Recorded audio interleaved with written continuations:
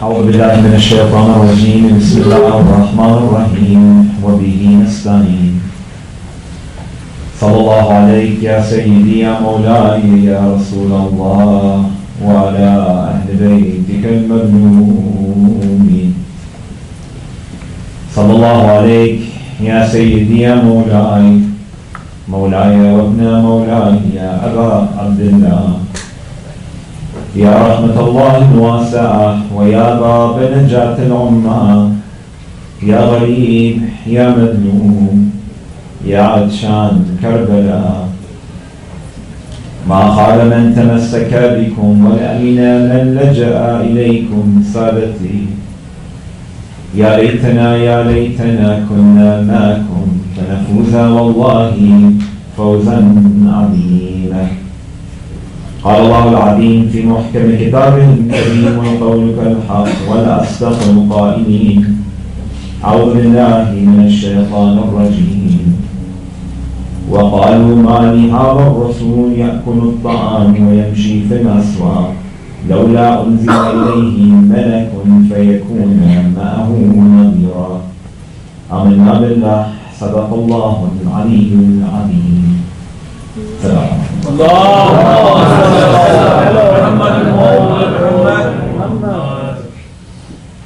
Allah subhanahu wa ta'ala, within the whole Quran and the traditions of the Prophet and his family, peace and blessings be upon them, have emphasized on numerous occasions the importance of community and communal gatherings like this one. We're taught, for instance, about the blessing that takes place when we eat together, when we speak together, when we spend time with one another, when we go and we visit one another. In a tradition from the Messenger alayhi salam, he states that Allah subhanahu wa ta'ala, there is no space and there is no moment when worship of God has reached its peak and reached its climax, like when believers spend time with one another and help one another. And when we talk about community within the Islamic context, we have this term known as ummah. And we state in the dua, Alhamdulillah alladhi ja'alani min ummati Muhammad sallallahu alayhi wa alihi. All thanks and all praise is due to God, who has allowed for me to be from amongst the members of the community of the greatest of leaders and the greatest of creation, that is the Messenger of God sallallahu alayhi wa alihi. When we talk about this idea of community, then it's important to understand that at the foundation of it is the Messenger sallallahu alayhi wa alihi. And thus that our responsibilities in terms of cultivating this community also have to be taken from the instruction and from the divine teachings of the Messenger sallallahu alayhi wa alihi. And I'll try to keep this discussion brief for this evening, but as you can all expect, it will be done in 3 different dimensions. The first dimension is in terms of taking a look at the salient features of the community of the Prophet alayhi salatu wasalam. Secondly, in terms of reflecting upon a tradition in which the Prophet alayhi salam speaks about the right of your fellow community members. And thirdly, in terms of thinking about the future of our communities as we take inspiration from the Messenger sallallahu alayhi wa. So firstly then, what are those salient features of the community of the Messenger sallallahu alayhi wa sallam? First of all, before we get into these qualities, it's important to note and important to understand that the Prophet alayhi salam is a personality who digs people from darkness and into light, who takes them out of ignorance and into knowledge. That the Prophet alayhi salatu wasalam, through his charisma, through his etiquette, through his words, through his teachings, through his behavior, through the beauty of his face, was a mechanism, was a tool which allowed for so many people to feel influence and to allow for so many people to feel a sense of belonging. And if we're not striving in our very best effort toward emanating those sorts of qualities toward the people around us, then we're not stepping or walking in the footsteps of the Messenger of God, Muhammad sallallahu alayhi wa sallam. And again, at the end of the day, what is all of this ritual about? the tears and the beating of the chest and the poetry and the black and the food and so on and so forth. What is it about except to revitalize the teachings of the Prophet and his family in a way that we want to resemble their actions? It's meant to be a reminder that cultivates us so that we're starting to take the next steps. And when we come and we take a look at those salient features of the prophetic community, we see the first aspect of the community of the Prophet of God, alayhi salatu wasalam, was the accessibility of leadership. Was the accessibility of the Prophet alayhi salatu wasalam himself. The fact that he was there to answer people's questions. He was there to spend time with individuals. And that anyone and everyone, especially during the early days when the Messenger alayhi salam was in Mecca, that allowed for them to enter into Islam and become Muslims, was because the Prophet ﷺ would take the time in order to teach them, in order to demonstrate them the reality and the depths of the teaching of this religion. And Allah subhanahu wa ta'ala, in this verse of the whole Quran, chapter 25, verse 7 that I began with, He states, وَقَالُوا مَا لِهَذَا الرَّسُولِ يَأْكُلُ الطَّعَامَ وَيَمْشِي فِي الْأَسْوَاقِ لَوْلَا أُنزِلَ إِلَيْهِ مَلَكٌ فَيَكُونَ مَعَهُ نَذِيرًا. But the people of Mecca, they would say that how come God sent down a human being who's exactly like us? How could he be a prophet? How could he be a messenger? If he was a messenger, he should be an angel. He should be someone who flies. He should be someone who has special powers. He should be someone who can communicate with the jinn. People ask me, Sheikh, do you see jinn? I said, no, I just told you guys the other day. They said, but no, you said that some people can see jinn, but you're Sheikh, so you have to be able to see the jinn. I said, no, man, I'm just a regular guy like you. Every time I look in the mirror, I see a jinn. The Messenger, sallallahu alayhi wa sallam, people were critical of him because he was too accessible. So Allah subhanahu wa ta'ala quotes the people of Mecca when he says, وَقَالُوا مَا لِهَذَا الرَّسُولِ. And they would say, who is this messenger? He's not a messenger. هُوَ يَأْكُلُ الطَّعَامَ وَيَمْشِي فِي الْأَسْوَاقِ. He eats food. Messengers don't eat food. Sheikhs don't eat food. They drink smoothies. هُوَ يَأْكُلُ الطَّعَامَ وَيَمْشِي فِي الْأَسْوَاقِ. And he walks in the marketplace with us. He doesn't fly in the sky. He talks to us. He communicates with us. He engages with us. How could it be? The Prophet ﷺ was trying to teach something so unique. And that was that he was so accessible, and that a quality of a leader of a community and the quality of a believer toward their fellow brethren was to making sure that they always offer a space where those individuals feel welcome. Whereby they always speak toward the importance of accessibility toward leadership.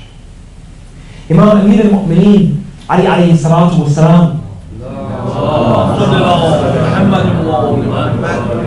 when he writes the letter toward Malik al-Ashtar, he tells Malik al-Ashtar, make sure that when you take the position of the governorship of Egypt, which of course he never got because he was killed by Muawiyah before that, he says, when you take that position, know one thing, and that you have to be accessible to the people in the way that they love you and in the way that they adore you.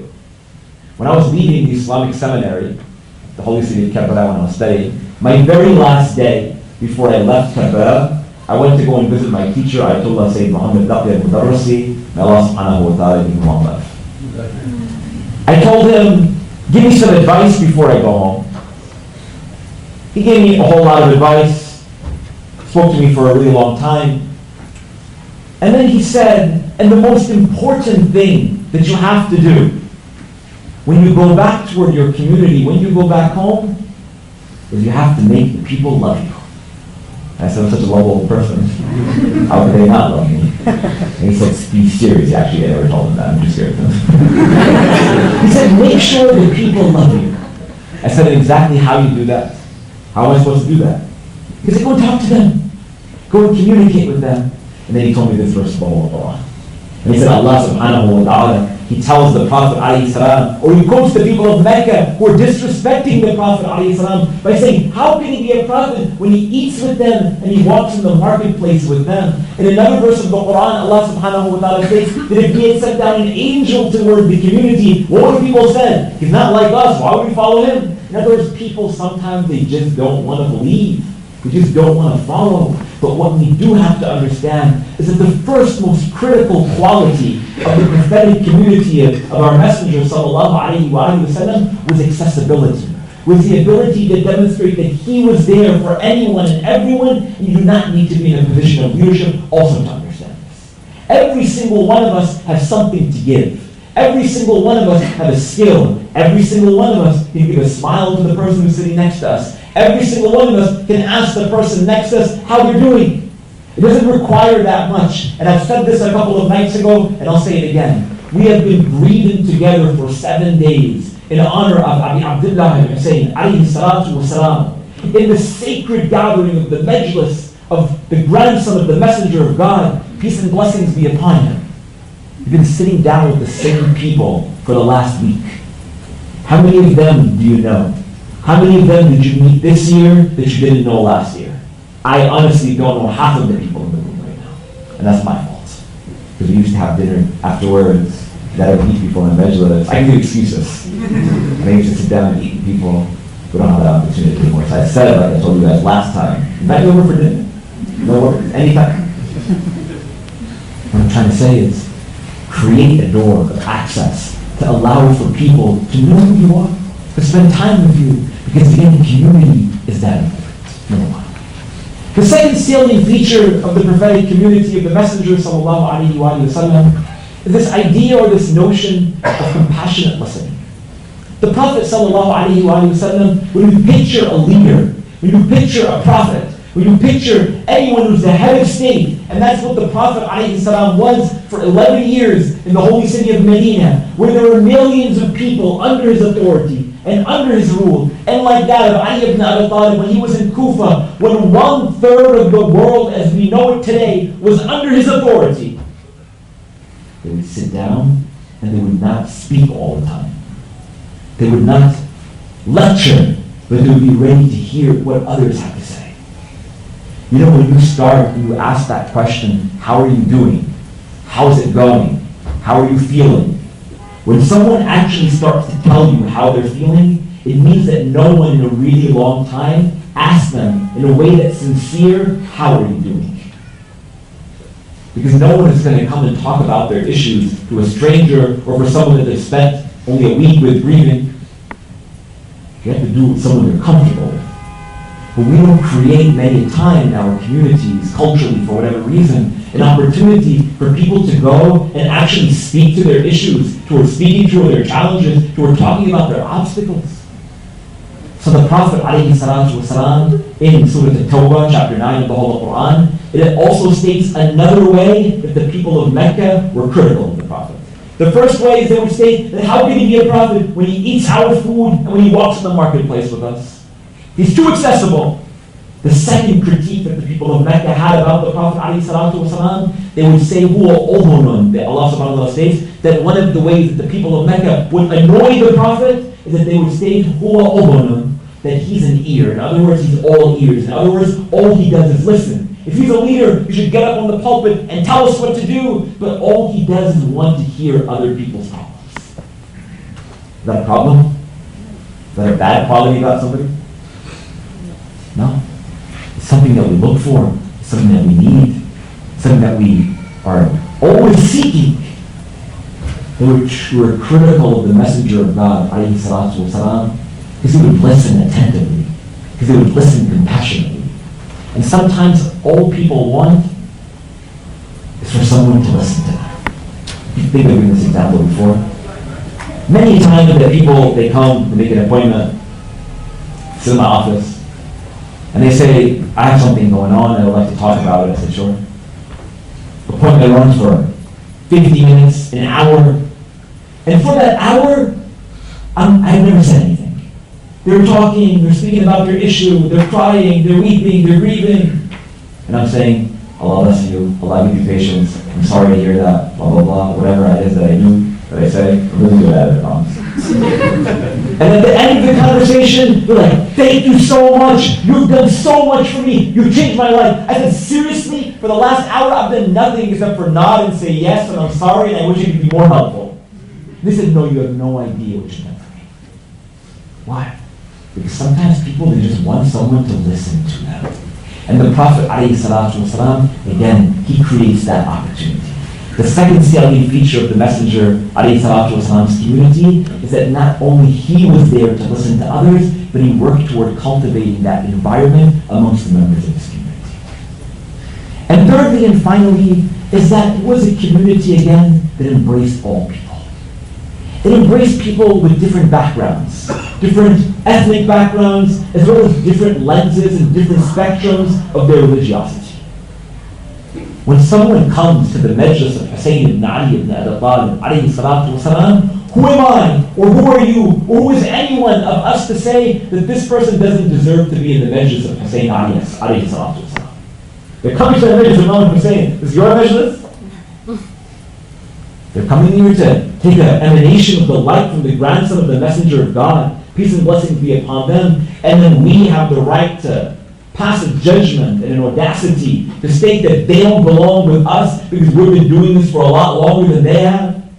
It is said that one day Imam Sadiq alayhi salatu wasalam, he took a group of people, he took a group of people from Medina who were going toward Karbala to visit Imam Hussein salamullah alayhi.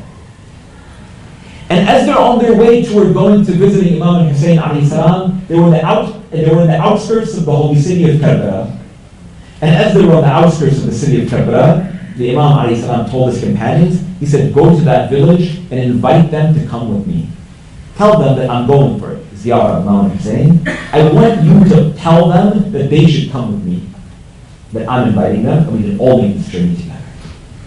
So his companions said, sure, whatever you say, Imam, you're our master. So they went toward that village. A few moments later, they came back, but with none of the people from that village. The Imam alayhi salam said, what are you doing? I gave you one task, to go toward the village, invite them to come, so that we can all make ziyarah of my grandfather Hussein together. They said, oh Aba Abdullah, oh Imam Sadiq, that when we went in there, we saw them and they're not like us. He said that they don't know how to do wudu properly, they're kind of dirty. I don't think that we can really hang out with them. We're good. I like our group. I'm comfortable. The Imam alayhi salatu wasalam, you know what he responds? He says, imagine if we, meaning Ahlul Bayt, if we judge you the same way that you judge them. Think about that for a second. Imagine if Ali ibn Abi Talib, Imam al-Mujtaba, Imam al-Hussein alayhi salam, he looked at me, he looked into my heart, and he saw my sins, and he saw my vice, and he saw my transgressions. Would he ever accept me? The Imam alayhi salatu wasalam says, imagine if we judged you the same way that you judge other people. We're in trouble. If we do that, or if we end up in that situation, we're in trouble. So again, the third feature of the Messenger alayhi salatu wasalam's community is that it was a place that again had unique entry points and access points for all people, regardless of their religious spectrum or where they are in terms of their engagement in spirituality. And that brings me again to the second dimension. I'm going to run through this really quickly. I know that this night has been really long. But there's a tradition from the Prophet ﷺ in which he has outlined for us the rights of the believer. And I'll just run through a couple of them, though there are 30, and we could actually dissect every single one of them in a lot of detail. The Messenger ﷺ states that Muslim ala akhihi thalathuna haqqa, that for the believer, for the Muslim, that upon his believing brother or believing sister, there are 30 rights that he or she has over him. And one by one he goes through them. He states, أن يغفر زلته ويرحم إبرته ويستر أورته. I'll read a couple of them. He states that the first quality of the believer, or the first right of the believers over one another, number one, is that they forgive one another's mistakes. is that they forgive one another's mistakes, meaning that we let some things pass.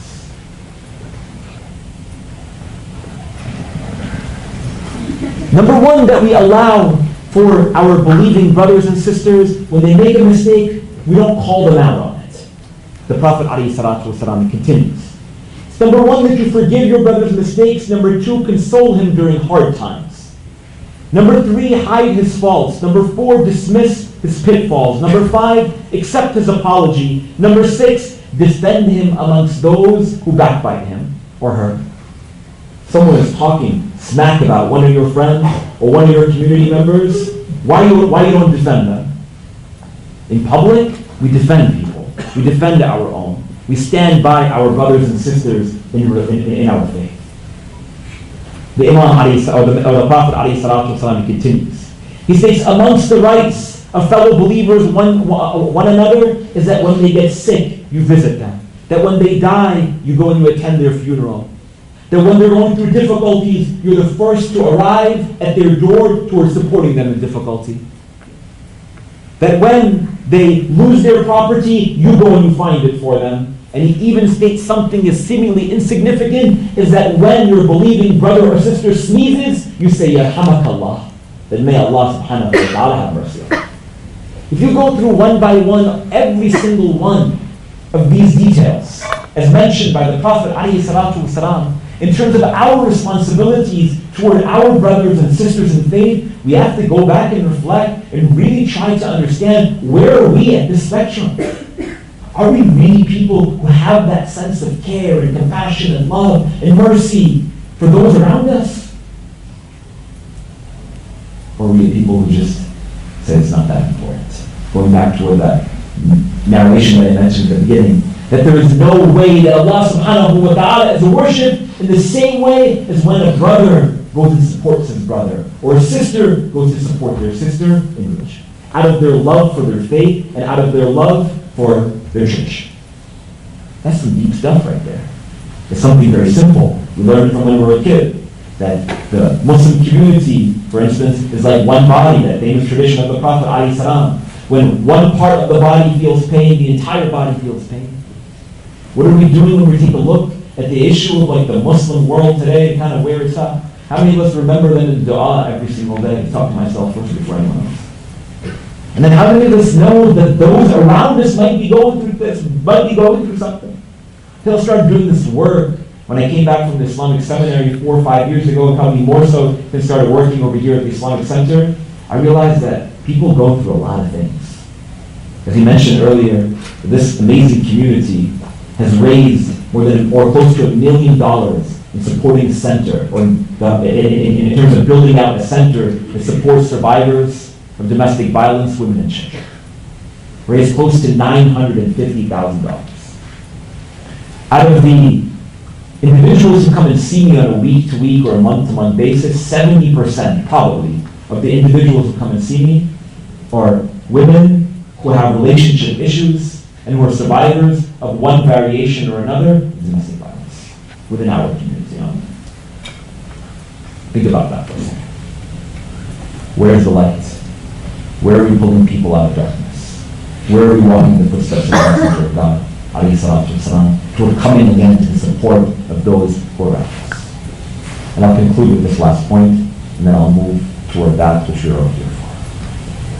Third dimension in regards to thinking about kind of where our community is going to be tomorrow. The Prophet alayhi salatu wasalam did not keep this message so that we only contain it within our walls. It doesn't mean that we go and start proselytizing to the streets. It doesn't mean that we need to go and ask everyone to convert to the religion of Islam. That's not what I'm saying. What I'm saying is that we take a sense of inspiration from these days. We take a sense of inspiration from Ahlul Bayt. We take a sense of inspiration from the Prophet and his immaculate family, peace and blessings be upon them. And it's important that we carry out the values, that of justice, and that of love, and that of community, and that of patience, and that of generosity, and that of making a difference in this world that so desperately needs it after these nights, and creating the institutions that we need after these nights. The Majlis is 45 minutes, is 1 hour, is 2 hours, is 3 hours. It's 10 days, or 40 days, or 50 days. We take inspiration that the ritual doesn't cultivate a sense of spiritual in the heart. And if the ritual doesn't cultivate a sense of difference outside, then we're not doing anything. Then we're keeping the message in these four walls. And we do what it is that we have to do. And next year, yes, we're going to be a larger crowd, but we're going to do the same exact things we did this year, and we're not going to grow. And if there's no growth, and if there's no progress, and if there's no difference, and if there's no change, and if there's no revolution, then what is it all about? We'll talk more tomorrow night, inshallah.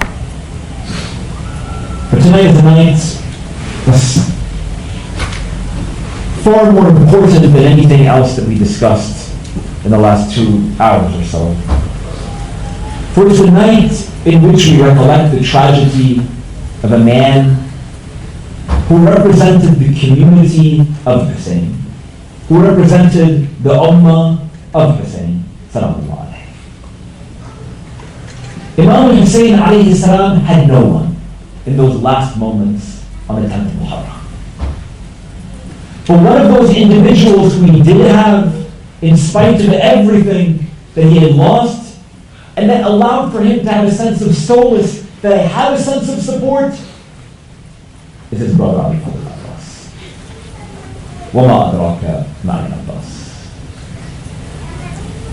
You know, from when we were children, we hear the story of Ali Fadl Abbas, and we hear charisma, and we hear bravery, and we hear courage, and we picture this man, the giant.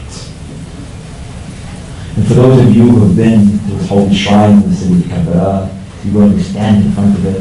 And I remember the first time when I bore witness for the blessed mausoleum of Abu Fadl Abbas alayhi salam, and I looked at it, and I remembered myself when I was a kid, pretending like I'm Abu Fadl Abbas. And you think about everything that he stood for in the 10th of Muharram. And you allow for your imagination to take you to this man's legendary station and status, the brother of Hussein, but not only the brother of Hussein. He was the flag bearer of Hussein. He was the caretaker of Hussein. He was the uncle of Hussein. And Abu Fadl Abbas, one of his titles is Bab al-Hawaj, the door to desires. You ask through the intercession of Abu Fadl Abbas, and you'll find that Allah subhanahu wa ta'ala will give you. Why did God give him that ability? Because he was the door of desires for the children of Hussein alayhi salam. And even though he wasn't able to serve his purpose in this dunya, Allah subhanahu wa ta'ala gave him hands in paradise to keep on giving. On the 10th of Muharram, all of the companions of Imam Hussein alayhi salam had been killed. And Abu Fadl Abbas, he goes toward Imam Hussein alayhi salam and he says, "Oh my dear brother, now is that moment, allow for me to go and fight." And Imam Hussein says, "No, you are not permitted to fight." He says, "Oh Abu Abdullah, why do you say that?" He said, "All of your companions have been killed. I am here, I am your brother, and I need to give my life in your way." To which the Imam alayhi salam said, "No, you are the flag bearer of my army. You are the caretaker of Zainab. My daughter Sakina, she looks up to you. I have no way that I can allow for you to fight." I'll leave you with this tragic line. You know what Abu Fadl Abbas responds to Imam Hussein? He says, "Oh Abu Abdullah, you said that I am the flag bearer of the army. What army, oh Abu Abdullah?" He said, "It's only you and I. Everyone else has been killed. Ali al-Akbar has been killed. Qasim has been killed." At this moment, he says, "Oh Abu Abdullah, Sayyidi wa Mawla, Hadli min Rukhsat, please give me permission." At that moment, Imam Hussein, he looks toward the eyes of Abu Fadl Abbas, his eyes that had been a flame ignited in it. He was ready to defend the Imam alayhi salam. He said, "I can't allow for you to fight." And he embraces Abu Fadl Abbas. He said, "I'm sorry, there's no way. You are the flag bearer of the army. You are my back. You are my pillar. I cannot allow for you to go and fight." And as they embraced one another, they heard calling and screaming from the children of Hussein, "Oh, our father, the thirst of Karbala is killing us." Abu Fadl Abbas, he looks toward Abu Abdullah. He says, please, Sayyidi wa Mawlai, hadni min rukhsa. Oh my master, please allow for me to go. Please give me permission. Imam al-Hussein alayhi salam says, okay, I will give you permission on one condition. And that is that you do not go and fight, because if you go and fight, you will be killed and there's no one with me. Why don't you go toward the river Euphrates, see if the army of Umar bin Sa'd has a little bit of mercy on you. Let them give you a little bit of water. Bring it back for my children. You go and you do that. And it is said that at this moment, Abu Fadl Abbas alayhi salam says, no problem. He goes into the tent, he puts on his armor, he wears his helmet, he takes his spear, he takes a vessel of water, and then he goes into the tent. And I want you all to take yourselves toward Karbala for just one moment. Abu Fadl Abbas, the hope of the women and the children, enters into the tent. All of them, they surround him and they say, oh, Abu Fadl Abbas, are you also going to go and fight? When anyone goes, they don't come back. Are you also not going to come back? He looks towards Sakina and says, oh, Sakina, don't worry. I'm going to bring you water. One of the narration states that when Abu Fadl Abbas exits the tent, all of the children, they're running behind him and they're calling out, Ya Am, Ya Abu Fadl al-Adad. Oh, my uncle, the thirst is killing us. Please go and bring us water. Sakina, she looks to all of her cousins, she looks to all of her sisters and brothers, and she says, don't worry, my Uncle Abbas, she always takes care of me. When I ask him for anything, he always delivers. I promise he's going to deliver this time.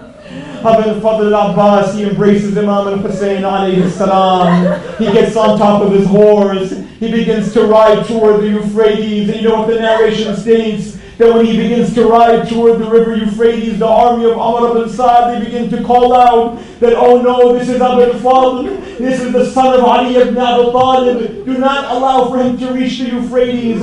So the Imam alayhi salam, Abu Fadl Abbas, he begins to go and approach the river Euphrates. He has his spear in his right hand, and as he's approaching, it is said that the right wing of the army, Abu Fadl Abbas moves the spear, and everyone from the army moves. Then he moves to the left, and everyone from the left moves, and they part. The tradition states that the army of Umar bin Sa'd, they part like the river parts from Musa until he reaches the river Euphrates. He looks down at that water. He looks back at the camp of Imam al-Hussein alayhi salam. He sees the women, he sees the children. They're all watching what is going to happen to their uncle. He has that flag in his hand, and he goes down to the water. Abu Fadl Abbas, he leans down, he picks up some water. He's also thirsty, he's also tired. He's been bringing back bodies from the morning until this moment. He picks up that water and he brings it to his mouth and he calls out, Ya nafs min ba'd al-Hussein honi. He states, oh self, how can I drink water when my brother Hussein is more thirsty than I? And then at this moment it is said that he goes and he takes that vessel of water, he fills it up, he gets back on that horse, he raises the flag, and Sukaina says, look, oh, I told you, the flag is returning back. My uncle is going to return back soon. When all of a sudden it is said that a man comes and he strikes Abu Fadl Abbas' right hand. He calls out, Wallahi in qata'tu yamini, inni uhami abadan an dini. That I swear to God, if you cut off my right hand, that I will continue to defend the religion of Allah, and I will continue to defend my brother Abu Abdullah. And at that moment the flag falls a little bit. Sukaina says toward Zainab, what is happening toward my uncle Abbas? At this moment another man comes and he severs the left hand of Abu Fadl al-Abbas. At this moment it is said that that water begins to gush forth. The flag falls completely to the ground. Sukaina is saying, oh my Aunt Zainab, what is happening to my uncle Abu Fadl al-Abbas? And at this moment, my friends, the most epic moment of the tragedy takes place. So please forgive me for narrating it, but I'll narrate all of the details on the 10th of Muharram, on the day of Ashura. It is stated that Hurmala bin Kahil, he takes an arrow which pierces the right eye of Abu Fadl al-Abbas. Another man comes and he takes a dagger which strikes the head of Abu Fadl al-Abbas. At that moment he falls down from his horse. But usually when someone falls down from their horse, they have their hands to protect them. But Abu Fadl al-Abbas didn't have any hands. So he falls flat on his face. He calls out, Sayyidi wa Mawlai, alayka bin bisalam. Oh my master, my last farewell on you. Imam al-Hussein alayhi salam, he gets on top of his horse. He goes and he rushes toward his brother Abu Fadl al-Abbas. He goes and he approaches him. He alights from his horse. He takes his head. His face is covered in his own blood. He begins to wipe those eyes that has been pierced with an arrow, that other eye that's been covered in dust. And he says, oh my dear brother, tell me what is your last wish. Tell me what is your last will. How can I be at your service in these last moments? Do you know what Abu Fadl al-Abbas said? He says, oh my master, Sayyidi wa Mawlai, please don't take my body back toward the tent, because I would have disappointed Sukaina. All the children, they saw me as their hope. Don't take me back toward the tent. Imam al-Hussein alayhi salam, he picks up the flag and he takes the horse of Abu Fadl al-Abbas back toward the tent. When the flag is raised, all of the children raise. When the flag is raised, all of the women's raise.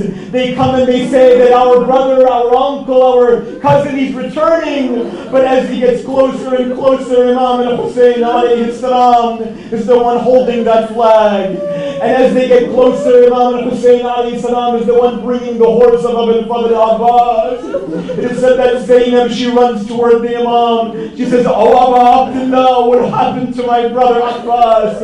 Imam al-Hussein alayhi salam doesn't know what to say. So you know what he does? He goes toward the tent and he pulls out the pillar. The entire tent falls. And he said, that's our army now. We are without Abbas. We are without water. We're without a flag bearer. We're without any hope. And oh Zainab, in 1 hour, my head will be severed from my body. And you will be watching when that takes place.